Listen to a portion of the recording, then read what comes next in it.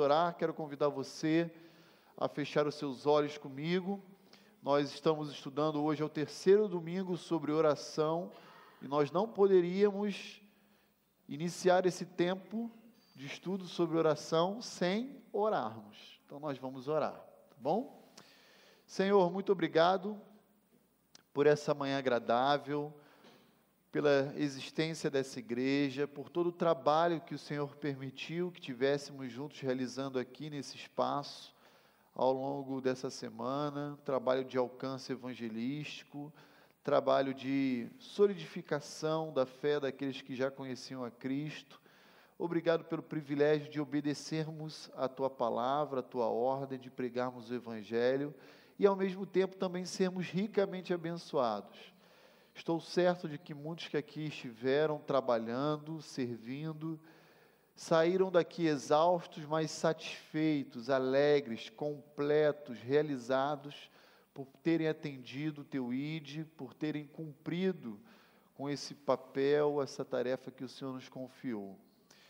Senhor, queremos Te suplicar pelo dia de hoje e de uma forma muito especial pela manhã de hoje, rogando que o Senhor abençoe o nosso tempo de estudo, porque iremos aprender um pouco mais a respeito da oração, esse veículo, Senhor, essa ferramenta tão útil e importante que o Senhor colocou à nossa disposição. Queremos compreender o valor dela, o correto funcionamento dela, e pedimos a Ti sabedoria e iluminação do Teu Santo Espírito, para que a gente possa fazer bom uso dessa ferramenta que o Senhor nos colocou à disposição. Obrigado pela vida dos meus irmãos, obrigado pela vida dessa igreja. Pedimos que o Senhor abençoe o nosso tempo de estudo. Suplicamos essas coisas em nome de Cristo Jesus, o nosso Salvador. Amém. Muito bem, irmãos. Há 2 domingos atrás, o nosso irmão Israel começou um estudo a respeito da oração relacionada à cosmovisão cristã, né? E o grande dilema ético que foi levantado aqui tem a ver com o fato de Deus ser soberano, e soberania não é só ser autoridade, mas escrever a história, decretar todas as coisas, ter o controle, o governo das nossas vidas em suas mãos. Então, se Deus é soberano, qual é o valor, ou qual é o papel das nossas orações? E nós olhamos juntos com o irmão Israel alguns textos que nos ajudam a compreender esse assunto. Semana passada vimos também, igualmente com o pastor Levi, a continuidade desse tema, e hoje eu gostaria de também estar abordando e encerrando esse bloco, embora eu acho que nós poderemos estudar um ano inteiro sobre oração, porque a Bíblia é recheada desse assunto, e nós iríamos, ainda assim, ter mais a aprender sobre ela. Mas eu creio que nesses 3 domingos, nós teremos já a condição suficiente de exercer as orações, conforme a Bíblia nos ensina, diante de Deus. E eu queria, nesse momento, levantar mais um dilema ético para você, já dentro daquele contexto que vimos até esse momento. Se você não sabe qual é a vontade de Deus na maioria das circunstâncias ao seu redor, então por que você deve orar? Eu queria começar nosso tempo hoje de estudo fazendo essa pergunta a você. Veja, você reencontra um amigo de faculdade que anos você não via, e você descobre que ele está acamado, ele está doente. Você sabe se esse camarada, ou essa pessoa, esse amigo, essa amiga, que está doente, às vezes no estado terminal, Deus quer curar ou Deus quer levar essa pessoa à presença dele? Você não sabe, mas você ora. Você ora porque você ama essa pessoa, porque uma pessoa que às vezes cresceu com você na sua infância, e você ocasionalmente descobriu que ela está doente. Às vezes um irmão seu da sua igreja, né? Temos visto aí a luta que o Eliseu tem enfrentado. Inclusive, continue orando por ele, tá, irmãos?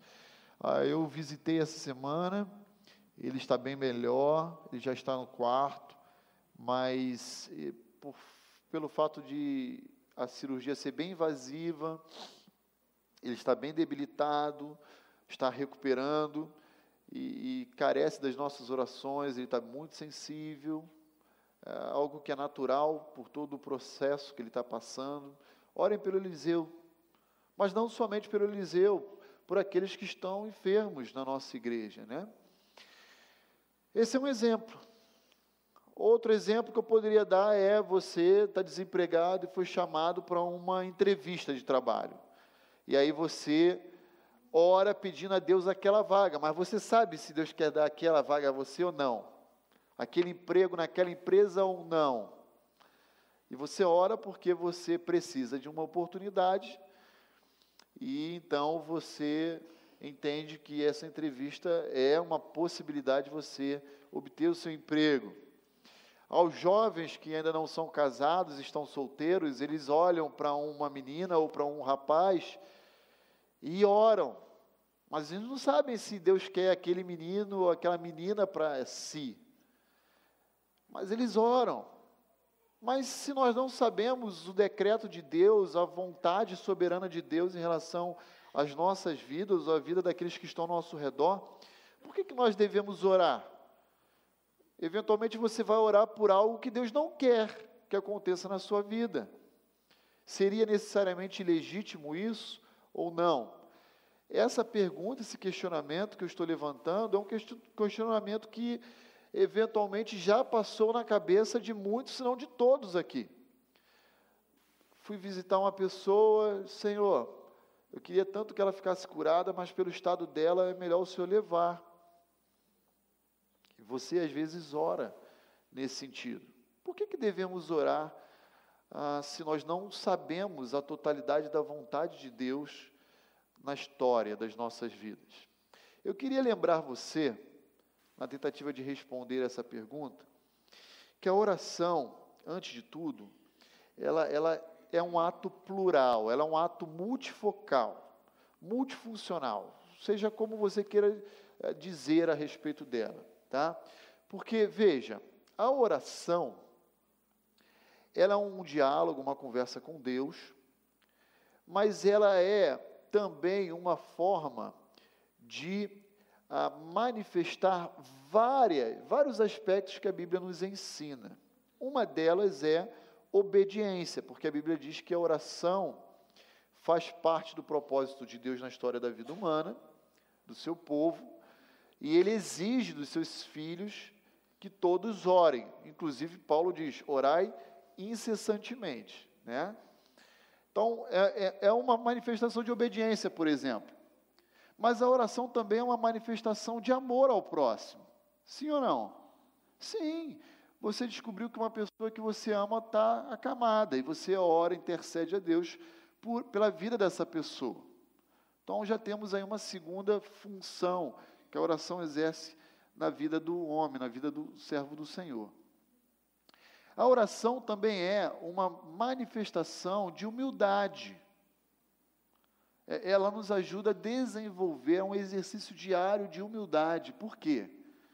Porque você, quando se dirige a Deus, reconhece a sua finitude, a sua limitação, declara a sua dependência de Deus, não é verdade? Senhor, olha, meu filho está doente, eu não tenho mais nada a fazer por ele.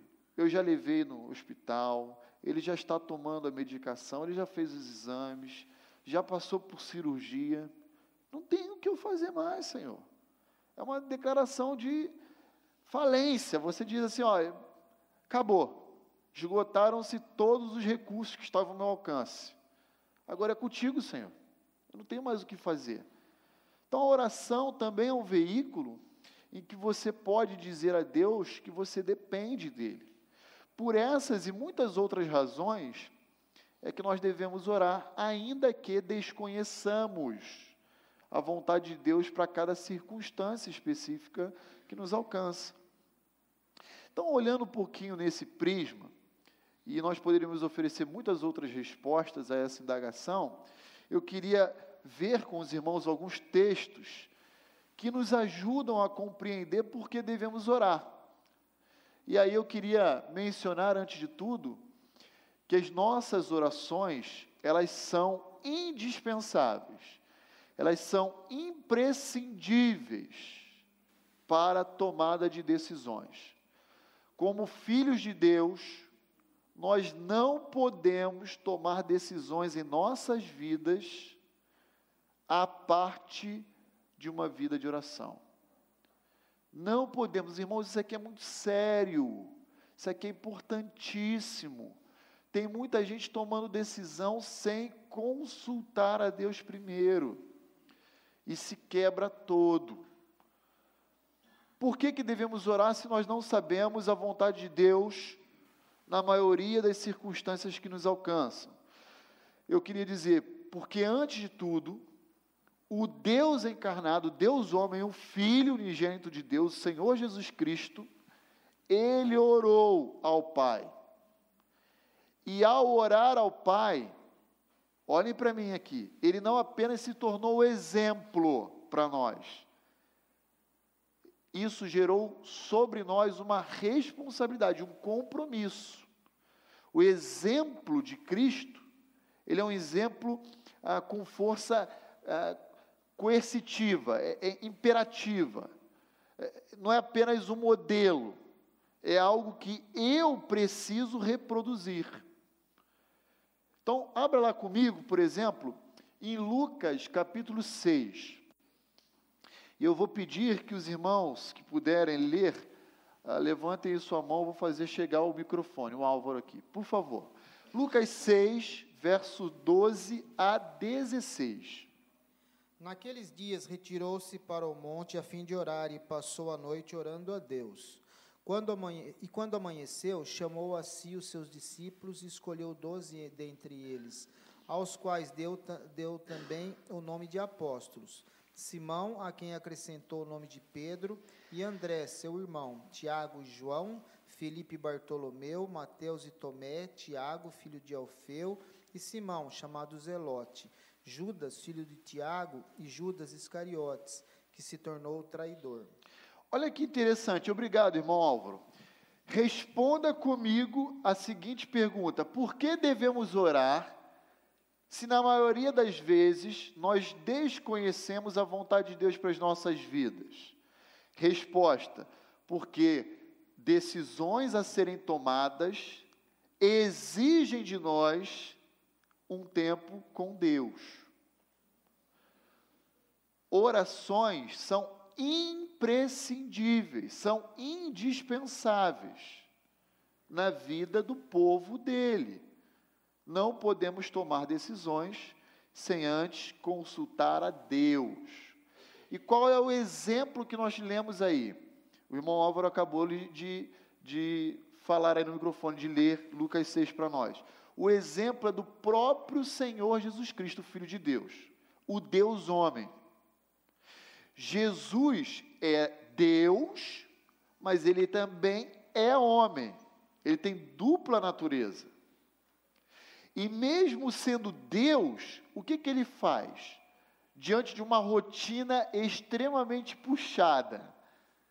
Ele já tinha vários seguidores, vários discípulos. Ele chama dentre os discípulos apenas 12. Os quais recebem o nome de apóstolos, de enviados. A palavra apóstolo é isso, é enviado. Agora presta atenção, olha como é que começa o versículo 12. Naqueles dias de muita ocupação, muito trabalho, muita luta, muita correria, naqueles dias lá, se você olhar o contexto, você vai perceber isso. Dias de muito a fazer, retirou-se Jesus para o monte a fim de orar. E aí o que ele fez lá no monte? Dormiu? Ele passou a noite inteira orando. E aí você vai dizer assim: pastor, eu não oro porque eu não tenho tempo. É uma correria danada. Muitas atividades, muitos compromissos já assumidos. Trabalho em casa, família, esposa, criança, descanso. uma série de compromissos que você tem na sua agenda. Eu queria dizer para você que me ouve, que você não tinha mais compromisso que o Senhor Jesus. E embora o Senhor Jesus não fez isso todas as noites, Ele fez algumas delas. E o que Ele fez? Ele orou a noite inteira. E aí o texto, de uma forma inspirada pelo Espírito de Deus, diz no verso 3 em diante, que apenas quando amanheceu, veio o ato contínuo. Foi descer do monte, chamar o grupo e selecionar 12. Gente, essa decisão foi tão importante no ministério do Senhor Jesus, porque foi a partir desses 12 que Jesus deu início à sua igreja, que permanece até os dias de hoje. Jesus não podia falhar na escolha deles.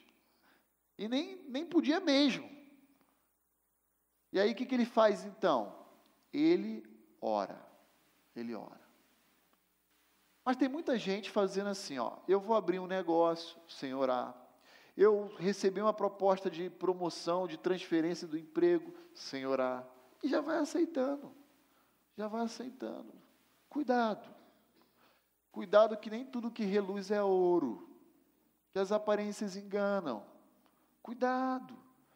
Não haja impulsivamente, irrefletidamente.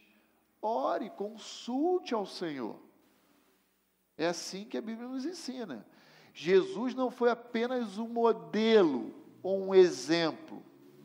O seu modelo de proceder gerou sobre nós uma responsabilidade de reproduzir o mesmo comportamento em nossas vidas. E aí, olha só, eu diria, como homem carnal, pecador, que Jesus falhou nessa escolha. Ele passou uma noite inteira orando, e aí ele escolhe quem? Para ser o diretor financeiro do grande negócio dele? Judas Iscariotes. Está vendo só? Orou a noite inteira, vigília de oração. E aí ele escolhe como diretor financeiro Judas Iscariotes, um ganancioso, ambicioso, avarento, mesquinho e entre outros adjetivos. Aí ele chama para ser gerente de vendas comercial dele, um iletrado chamado Pedro. Pastor iletrado? Lucas no livro de Atos chama Pedro de iletrado. Lembra dessa passagem? Quando ele acaba de pregar, os judeus dizem assim, quem é esse iletrado aí que está falando essas coisas para a gente? Ou seja, semi-analfabeto. É o gerente de vendas. Ele chega lá para vender o produto, ele fala assim, nós vai fazer um negócio bom demais. Por 2 lados. Aí começa, aí o cara da empresa fala assim, nossa, mas será que vale a pena fechar negócio com esse cara aí? Mas não para por aí. Não para por aí.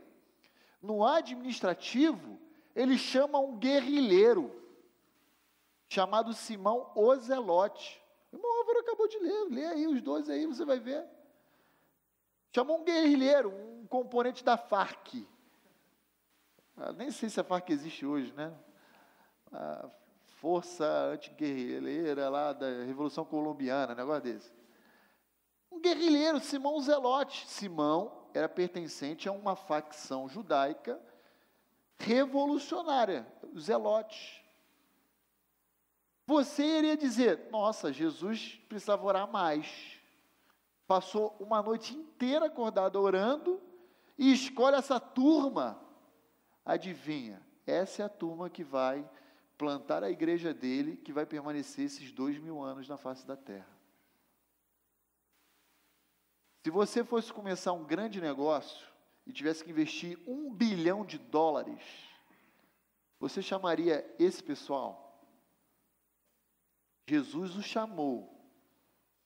Jesus o chamou mediante oração. E deu certo. deu certo. Aí você pensaria assim, não, deixa eu olhar o currículo. Pós-graduado, doutor, PhD, é esse aqui que eu quero para a minha empresa. E aí Jesus fala assim, eu quero esse letrado aqui. Esse iletrado aqui.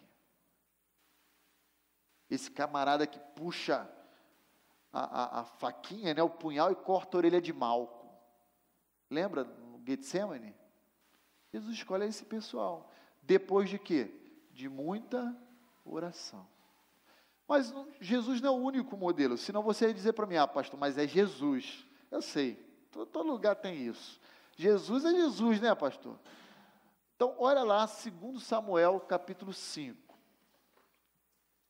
Vamos olhar o exemplo de Davi. Olha só. Quem pode ler para nós, dos versos 17 a 25? Johnny. Lê para a gente, Johnny. Verso 17 a 25. Ouvindo, pois, os filisteus que Davi fora ungido rei sobre Israel, subiram todos para prender a Davi. Ouvindo, desceu Davi à fortaleza. Mas vieram os filisteus e se estenderam pelo vale dos Refaíns. E aí, o que aconteceu? Continua, Johnny. Davi consultou o Senhor, dizendo: subirei contra os filisteus? Entregarmos-as nas mãos? Respondeu-lhe o Senhor: sobe, porque certamente entregarei os filisteus nas tuas mãos. Então veio Davi a Baal Perazim e os derrotou ali. E disse, rompeu o Senhor as fileiras inimigas diante de mim, como quem rompe águas, porque isso chamou o nome daquele lugar Baal Perazim. Os filisteus deixaram lá os seus ídolos, e Davi e os seus homens os levaram. Os filisteus tornaram a subir e se estenderam pelo vale dos Refaíns. Davi consultou o Senhor, e este lhe respondeu: não subirás. Rodeia por detrás deles e ataca-os por defronte das amoreiras. E há de ser que, ouvindo tu um estrondo de marcha pelas copas das amoreiras, então te apressarás. É o Senhor que saiu diante de ti a ferir o arraial dos filisteus. Fez Davi como o Senhor lhe ordenara e feriu os filisteus, desde Geba até chegar a Gezer. Olha que interessante, irmãos. Nós normalmente alegamos que nós não temos tempo para orar, por isso que a gente não ora. A gente até sabe que precisa orar mais, mas a gente fala, nossa, na correria do nosso dia a dia a gente não tem tempo. Lembra de Jesus? Jesus também não tinha tempo. E o que ele fez? Passou a madrugada inteira orando ao Senhor. Agora Davi, diz o texto lá no verso 17, que quando os filisteus souberam que Davi tinha acabado de ser ungido, fizeram o quê? Subiram para prender a Davi. Davi já pegou a espada, chamou o exército e foi para a frente de batalha? Não. O que Davi fez? Para tudo. Deixa eles virem. Eu preciso falar com Deus. Decisões exigem isso das nossas vidas. Pode ser uma decisão que afete toda a sua família, pode ser uma decisão aparentemente pequena, simples e irrelevante. Mas nós todos, a começar deste que vos fala, precisa orar, gente. E Davi para e ora. E Deus fala, pode vir, eu vou dar eles na tua mão. E filisteus caem. De repente, um grupo que sai em retirada, se articula e volta. E Davi faz o quê? De novo, consulta ao Senhor, pela segunda vez, e Deus diz, deixa vir, que eu vou entregá-los na sua mão. E Davi vai para a frente de batalha e vence a segunda vez. Sabe o que é interessante na vida de Davi? Quando nós olhamos a história de Davi, primeiro e segundo livro de Samuel, nós aprendemos que sempre Davi ora. Quando Davi não ora, o que acontece? se arrebenta. Todo mundo sabe do primeiro grande pecado de Davi, que é o adultério que ele comete com Betseba, né? Mas tem um segundo grande pecado que ninguém percebe. Está lá no segundo livro de Samuel 24 e também retratado em 1 Crônicas 21. Davi, ele promove um recenseamento sem consultar a Deus.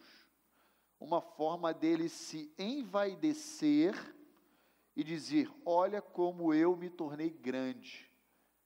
E aí quando a gente age sem consultar a Deus, sabe o que aconteceu nesse episódio? Deus matou 70 mil judeus por causa disso.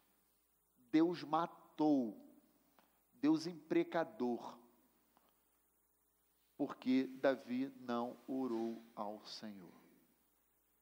E aí a gente poderia ler outros textos, como 1 Samuel 12, quando Samuel diz, eu não posso pecar contra Deus, deixando de orar por vocês, povo de Israel. Olha a importância da oração na vida do povo de Deus.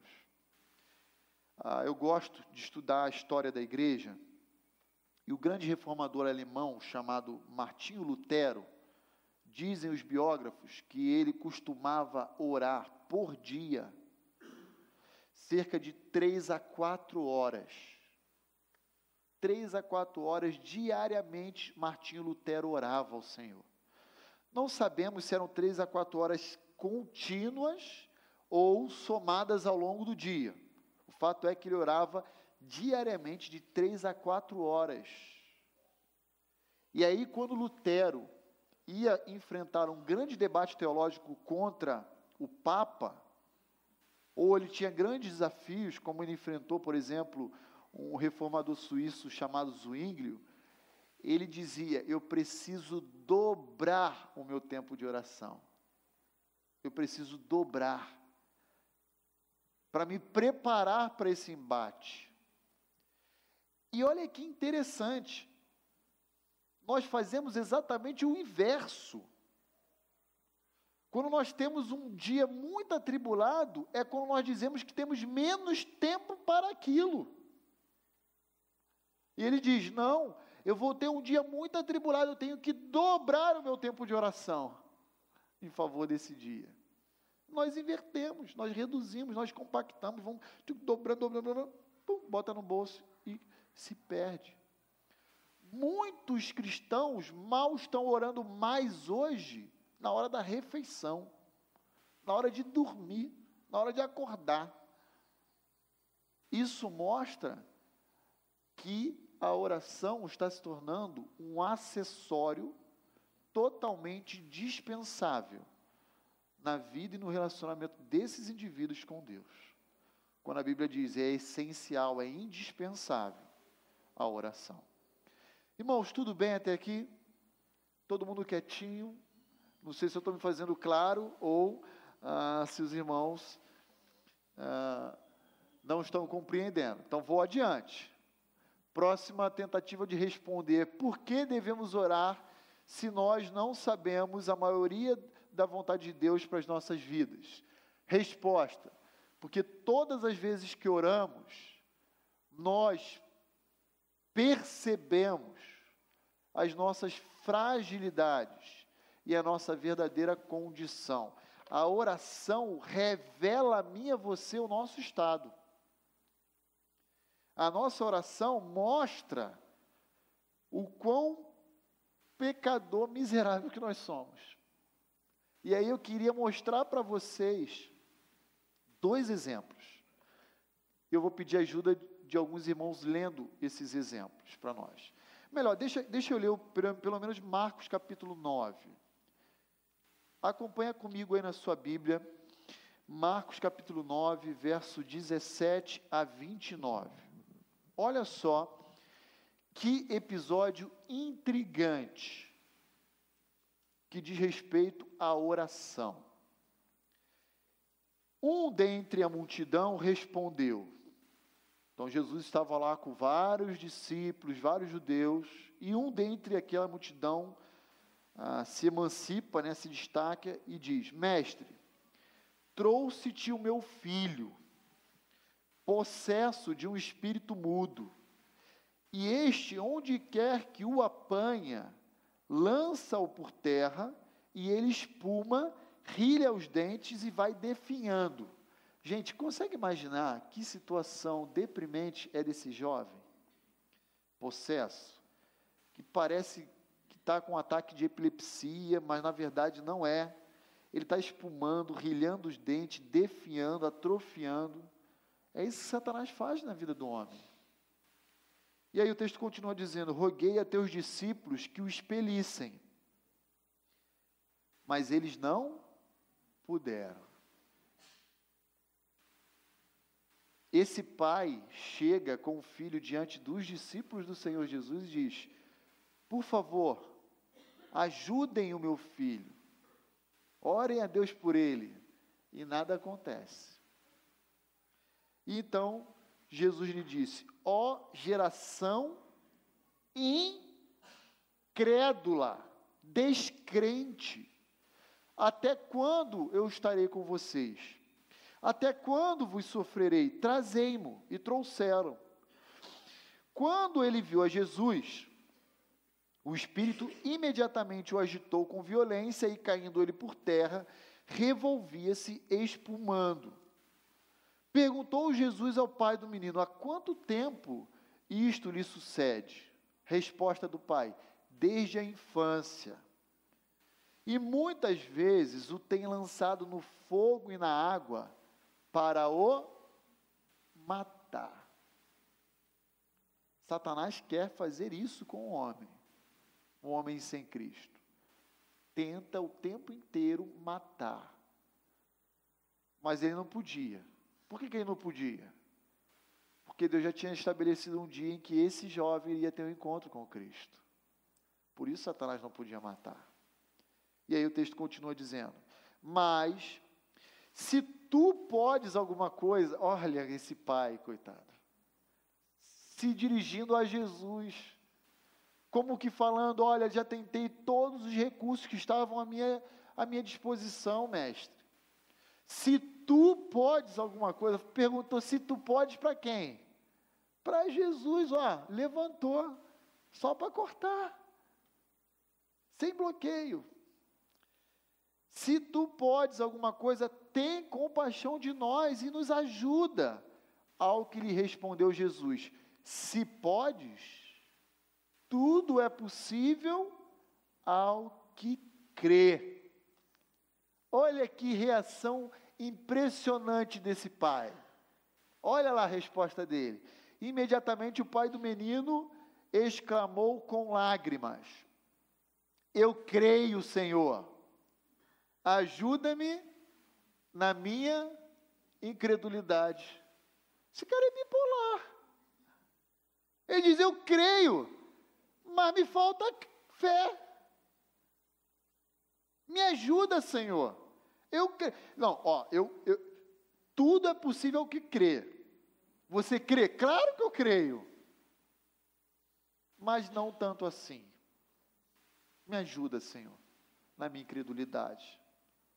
Vendo Jesus que a multidão concorria, repreendeu o espírito imundo, dizendo: espírito mudo e surdo. Olha que interessante, lá no verso 17, a narrativa começa dizendo que era um espírito mudo, mas Jesus se direciona àquele espírito dizendo: tu é mudo e surdo. Jesus vê detalhes que nós não vemos, mas Jesus vê por completo. E ele diz: espírito mudo e surdo, eu te ordeno, sai desse jovem e nunca mais tornes a ele. E ele, clamando e agitando muito, saiu, deixando como se estivesse morto, a ponto de muitos dizerem: morreu. Mas Jesus, tomando-o pela mão, o ergueu e ele se levantou. Quando entrou em casa, os seus discípulos lhe perguntaram em particular: por que não pudemos nós expulsá-lo? Respondeu-lhes: esta casta não pode sair, senão por meio de oração e jejum. Só um detalhe, irmãos, tanto a expressão com lágrimas, no texto que nós lemos, quanto e jejum, elas se encontram entre colchetes, tá?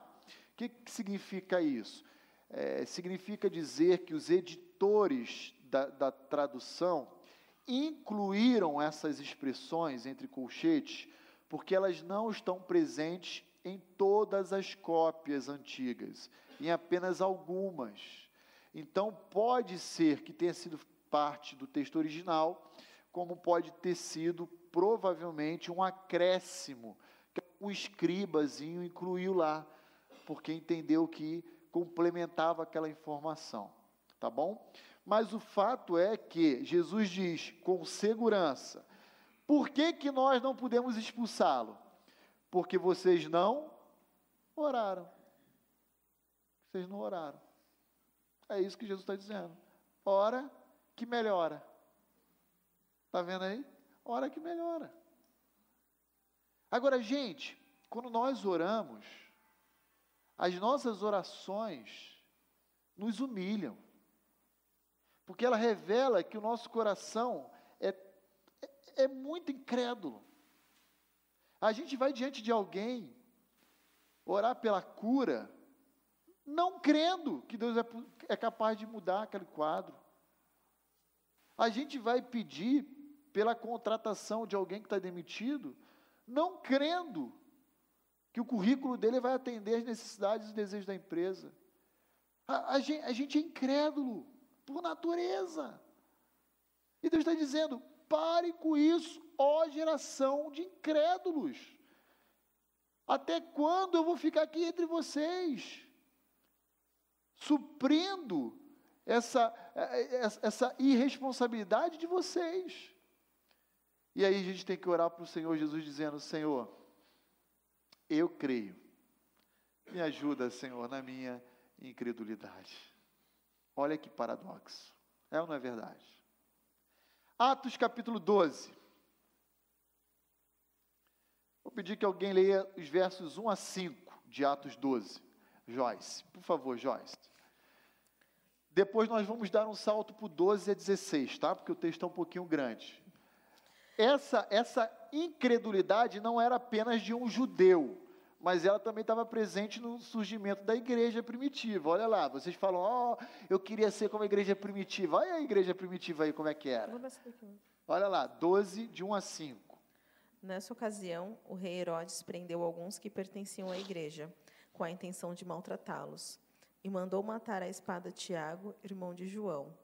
Vendo que isso agradava aos judeus, prosseguiu, prendendo também Pedro, durante a festa dos pães sem fermento.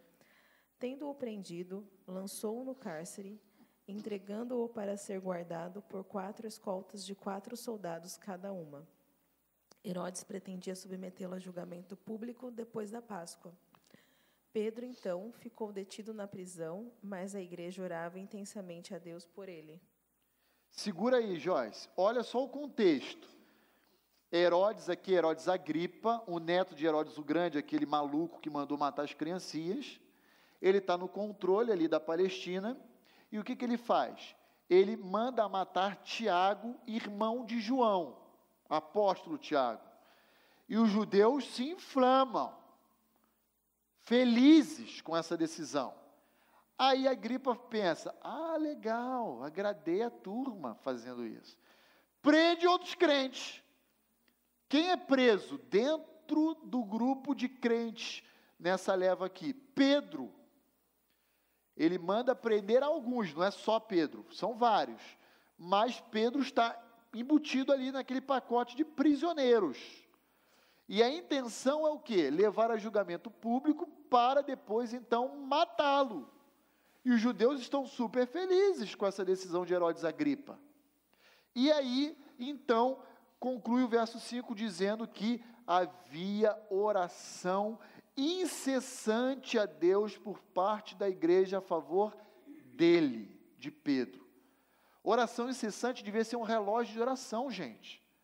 A igreja estava se revezando, uma oração continuada. E aí, olha só o que acontece agora do verso 12 a 16. Pode ler, Joyce. Percebendo isso, ele se dirigiu à casa de Maria, mãe de João, também chamado Marcos, onde muita gente se havia reunido e estava orando. Pedro bateu à porta de alpendre e uma serva chamada Rode veio atender. Ao reconhecer a voz de Pedro, tomada de alegria, ela correu de volta sem abrir a porta e exclamou: Pedro está à porta. Eles, porém, lhe disseram: Você está fora de si?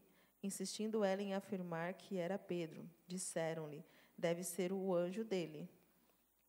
Mas Pedro continuou batendo e, quando abriram a porta e o viram, ficaram perplexos. Pensa agora naquela turma da igreja primitiva, orando lá, reunidos na casa de Maria, mãe de João Marcos. Senhor, por favor, Senhor, nós não sabemos o teu plano para a vida de Pedro, mas poupa a vida de Pedro, Senhor. Nossa oração é para que o Senhor o livre. Aí nós demos um salto do verso 6 ao 11, quando tem aquele famoso episódio de um anjo ir lá ao encontro de Pedro na prisão, libertá-lo e tal. E aí Pedro está solto. E aí Pedro fala assim: eu vou aonde? Ah, já sei. Eu vou lá na casa de Maria, mãe de Marcos, João Marcos. E aí ele vai lá e bate na porta. E aí o texto diz: a igreja estava orando incessantemente pela libertação de Pedro. E Pedro está lá. Aí o pessoal orando lá, né, na cozinha. Aí a Rode, que era uma serva, uma menina que trabalhava na casa de Maria, discretamente vai lá, olho mágico, abre, e volta, não abre, deixa Pedro lá de fora, e volta e fala: gente, Pedro está na porta. Todo mundo: reverência, menina, estamos orando para ele ser solto. Não, gente, vocês não estão entendendo, ele foi solto, ele está na porta. Você está maluca, você está louco, você está vendo coisas, menina. Ah, é. Aí ela vai lá na porta, abre e entra. E quando ele chega, diz o texto lá no verso 16, que viram-no e ficaram atônitos. Eles ainda insultaram o pobre da Rode, dizendo: está louca. Está aí no texto bíblico. É a oração do crente. Eu creio, Senhor, mas me ajuda na minha incredulidade. Essa é a nossa oração. A minha é assim, não sei a sua. Como isso deve nos humilhar? Por que então nós devemos orar se nós não sabemos qual é a vontade soberana de Deus em todas as circunstâncias das nossas vidas? Devemos orar porque quando oramos, as nossas próprias orações revelam a nossa fragilidade, a nossa verdadeira condição, a nossa finitude,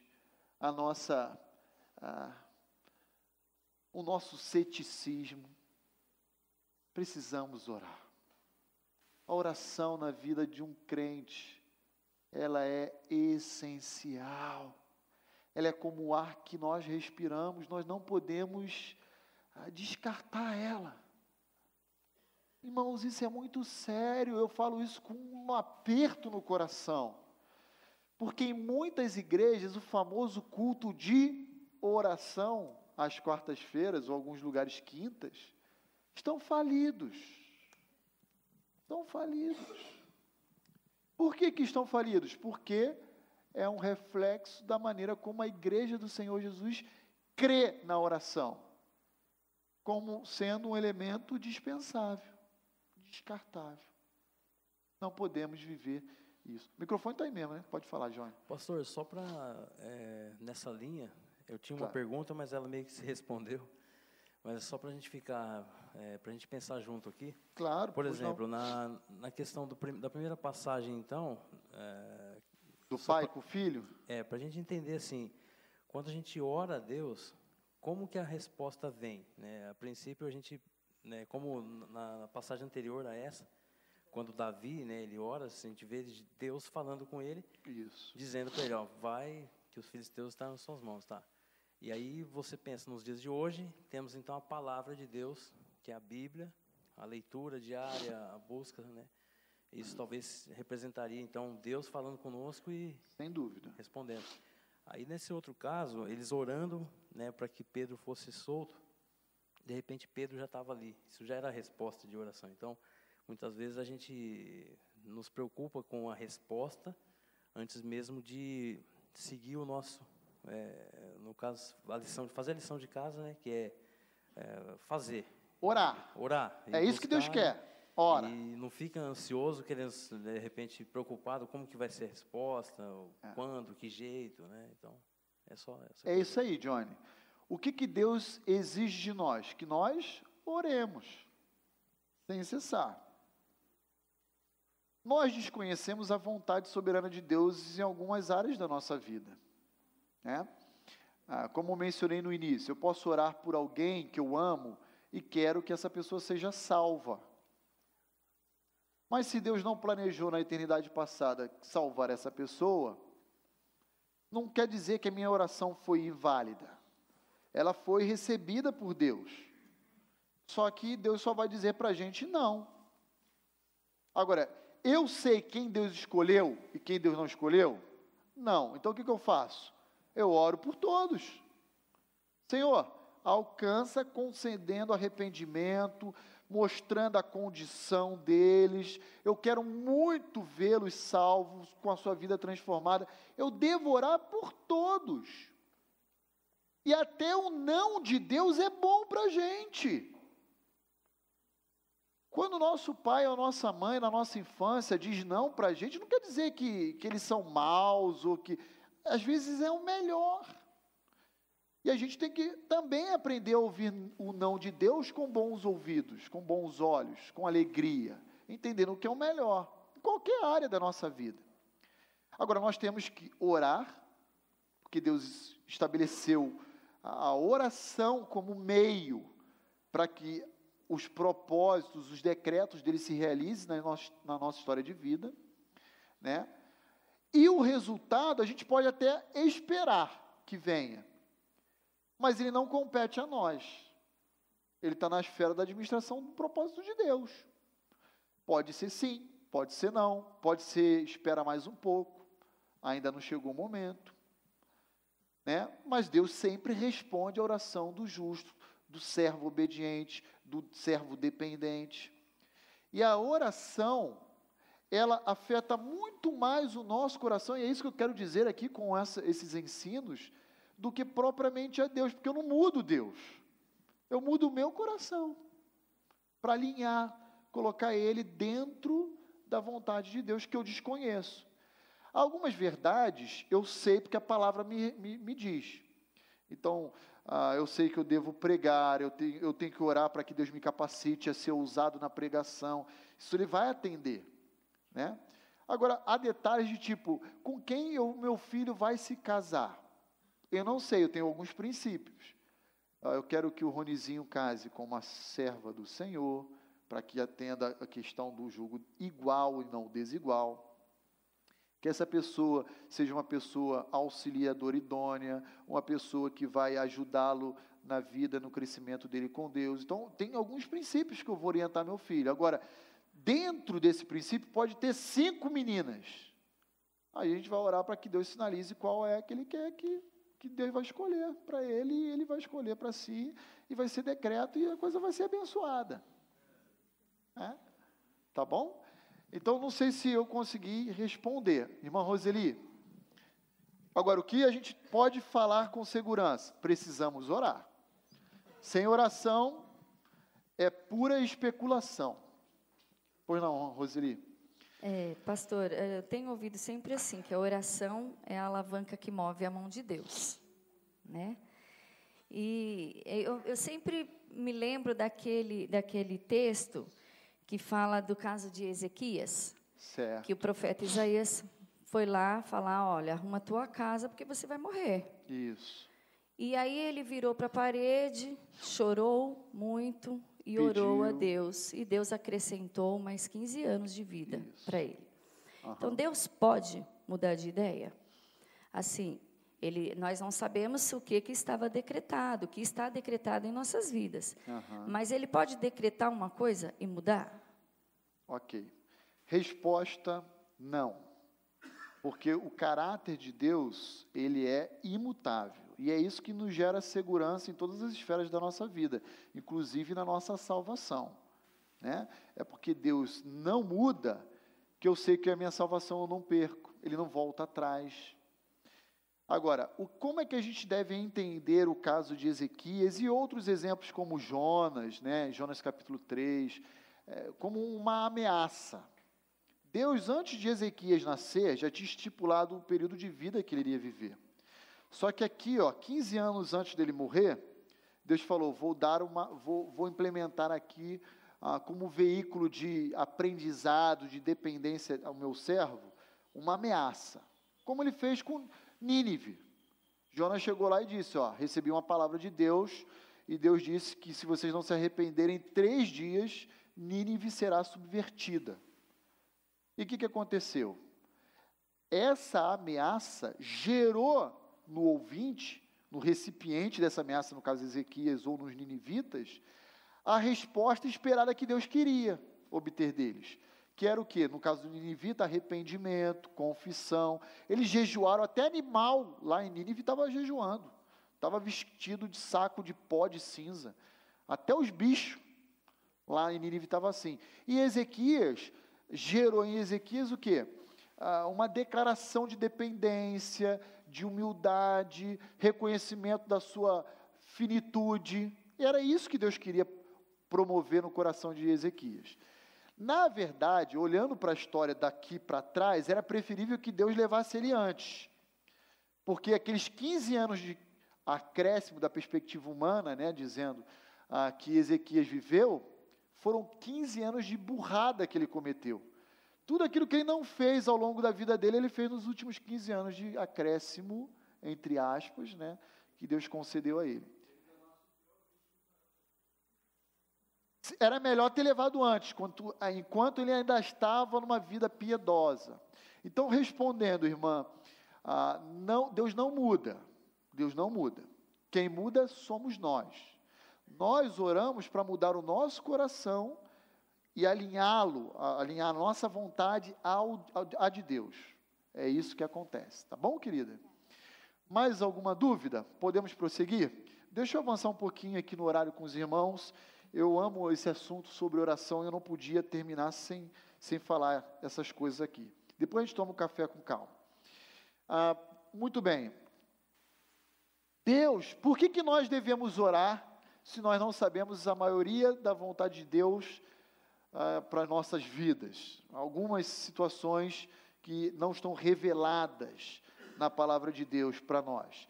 Resposta: porque Deus nos oferece, através das nossas orações, a sua graça e a sua paz singular.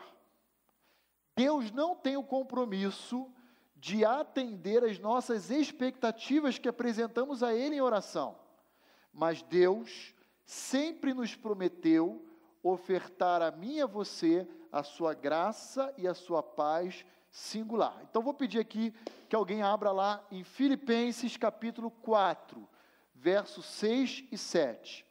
E outra pessoa abra no Salmo 66, verso 18 a 20. Pode ler para a gente, irmã Roseli, já que a irmã está com o microfone? Não andem ansiosos por coisa alguma, mas em tudo, pela oração e súplicas, e com ação de graças, apresentem seus pedidos a Deus. E a paz de Deus, que excede todo o entendimento, guardará os seus corações e as suas mentes em Cristo Jesus. Olha que interessante, você está ansioso, você está preocupado com algo que está por vir e que você desconhece e que você não sabe os desdobramentos, as consequências daquilo que pode te alcançar. E você fica o quê? Ansioso. E há alguns que, inclusive, vão parar com psicólogos com crise de ansiedade. E o que ansiedade é? É pecado. Porque, em outras palavras, é uma tentativa de você querer ter o controle da sua vida em suas mãos. Querer ter a gerência dos acontecimentos, dos fatos na sua mão, quando na verdade está na mão de Deus. E é bom que esteja lá mesmo, e não esteja com a gente. E aí Paulo diz, olha, não ande ansioso por coisa alguma. Esqueça essas preocupações. O que você deve fazer? Se dirigir a Deus com súplicas, ações de graças. E aí Paulo deixa para toda a igreja de Cristo Jesus uma promessa. E qual é a promessa? Porque quando você orar, Deus vai atender a sua expectativa, é isso? Não.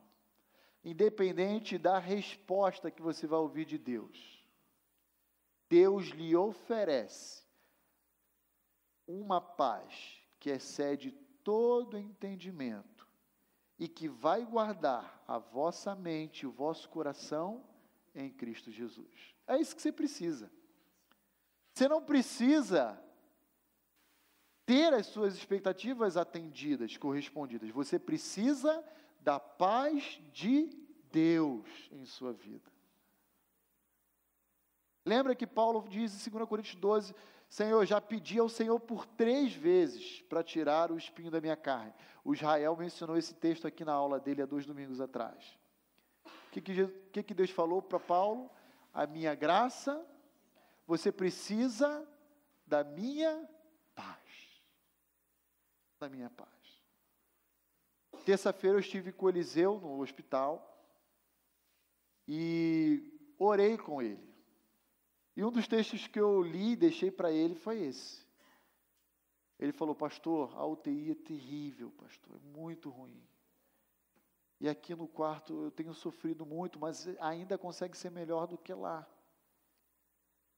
Ore para que eu saia, tenha alta logo, eu não aguento mais o hospital. E eu disse para ele, vou orar, meu irmão, mas sobretudo para que Deus preencha a sua mente e o seu coração com essa paz que excede todo o entendimento.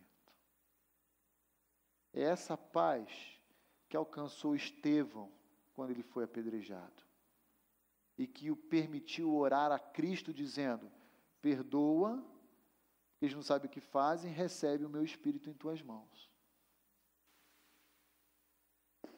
Né? Essa é a paz. Salmo 66. Pode ler também, irmã, por favor. Se eu acalentasse o pecado no coração, o Senhor não me ouviria. Mas Deus me ouviu, deu atenção à oração que lhe dirigi. Louvado seja Deus, que não rejeitou a minha oração, nem afastou de mim o seu amor. Olha o que o salmista está dizendo. Se eu fosse orgulhoso, altivo, a ponto de encobrir o meu pecado e não reconhecê-lo em minha vida, Deus não iria ouvir a minha oração, porque eu estaria em desobediência com Ele. Mas por eu ter confessado, por eu ter reconhecido, sabe que o nosso Deus é bom mesmo, porque Ele não afastou de mim, mesmo eu tendo errado contra Ele, Ele não afastou de mim a sua graça e nem rejeitou a minha oração. Ele continua me ouvindo. Bendito seja esse Deus. E conclui o cântico no Salmo 66 com essa expressão de adoração. Bendito seja Deus, que não rejeita a minha oração, nem afasta de mim a sua graça. Mesmo eu pecando, Ele me ouve. Mas há uma condição. Eu não encubro a minha transgressão. Eu confesso e deixo. Eu descanso na sua graça. Eu li esse salmo também com o nosso irmão Eliseu lá. Salmo 66. E por último, Hebreus 4,16. Não está aí, mas lembrei aqui agora, vou incluir nesse bloco. Hebreus 4,16. Olha também que convite o autor da carta aos Hebreus nos faz. Hebreus 4,16. Assim sendo, aproximemo-nos do trono da graça com toda confiança, a fim de recebermos misericórdia e encontrarmos graça que nos ajude no momento da necessidade. Quando você estiver precisando, aflito, angustiado, ansioso, do socorro de Deus, o autor da carta aos Hebreus diz: vá buscá-lo.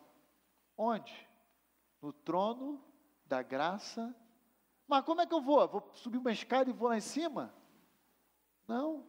Ore, que Ele vai lhe ofertar a misericórdia que você precisa, a graça que você precisa, para enfrentar esse momento.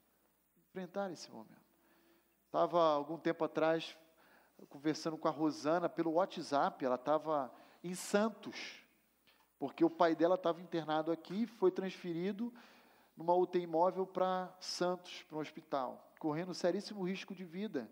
E eu estava orando por ela em casa e mandei um zap, e ela estava no meio da ambulância. E falou: pastor, o senhor não sabe como essa palavra chegou agora no momento certo. Eu falei: medite Hebreus 4,16. Hebreus 4,16. Se achegue ao trono da graça de Deus. Sabe como é que a gente pode fazer isso? O véu rasgou, a gente tem livre acesso. Através das nossas orações. Irmãos, percebem que, na verdade, o fato de reconhecermos a soberania e os decretos de Deus na nossa vida não nos desestimula a oração, pelo contrário, só nos incentiva. E esse é um problema, as pessoas olham de uma forma ao avesso o ensino bíblico. É porque eu sei que Deus tem o controle, Ele escreve a história, Ele governa todas as coisas, os mínimos detalhes é que eu tenho que orar. Porque ainda que eu desconheça qual é o plano eterno dEle, Ele diz: eu vou mostrar quem você é, a sua fragilidade, eu vou conferir a você a minha paz e a minha graça, eu vou sair ao seu encontro, você vai vir ao meu trono de graça. Gente, é maravilhoso demais o que a gente tem à nossa disposição, e a gente desperdiça isso. A gente desperdiça essas coisas. Tinha mais um slide, mas eu vou pular. Ia falar de Daniel, mas eu vou concluir com essas duas considerações por causa do nosso horário. Olha aí comigo, primeira consideração. O que tem impedido você? Faça uma avaliação honesta na sua vida. O que tem impedido você de cultivar um tempo de oração diária? Um tempo realmente substancial, expressivo. Não estou falando de horas, mas estou dizendo o tempo necessário para que você consiga se relacionar com o seu Deus. O que impede você disso? Falta de tempo? Pastor, não tenho hábito. Desenvolva esse hábito. Lembre-se do exemplo de Maria e Marta, lá no Evangelho de Lucas. Escolha a boa parte. Não escolha as atividades domésticas ou do dia a dia. Escolha se quedar aos pés de Cristo. Escolha a boa parte. Marta, Maria escolheu a boa parte, e dela não será tirado isso. E a boa parte que nós temos é a oportunidade de nos relacionarmos com Deus através das nossas orações. Segunda consideração, e eu concluo aqui. Você compreende a oração como Deus a compreende? Como Deus a enxerga? Perceba que Jesus, nós iniciamos o nosso tempo de estudo hoje falando isso. Jesus valorizava a oração. Tem várias orações na Bíblia de Jesus. Todo mundo só lembra de Mateus 6, né? O famoso Pai Nosso. Mas a gente tem a oração de Jesus no Getsemane, tem a oração sacerdotal em João 17. Tem tanta oração. Será que temos valorizado, compreendido a oração como Deus a enxerga? O que a oração é para você? É um elemento essencial em sua vida, indispensável, ou é acessório? Já começa por aí. Como que nós estamos lidando com a prática da oração no nosso dia a dia? Nós vamos orar encerrando esse tempo.